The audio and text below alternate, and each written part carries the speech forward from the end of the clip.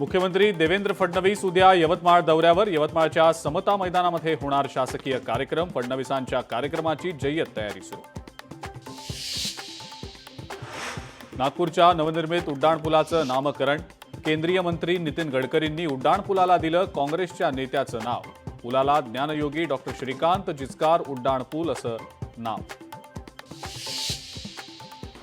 अंबाबाई देवीच्या मूळ मूर्तीचं दर्शन 17 सप्टेंबरला बंद असणार.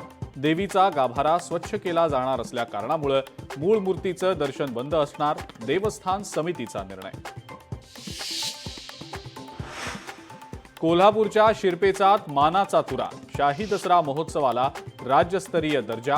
शाही दसरा महोत्सवाला राज्याच्या प्रमुख महोत्सवाचा मिळाला दर्जा.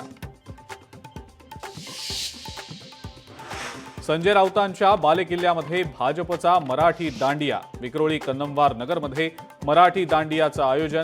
भाजपकडून लालबाग परळ नंतर आता विक्रोळीमध्ये उत्सवाचं आयोजन.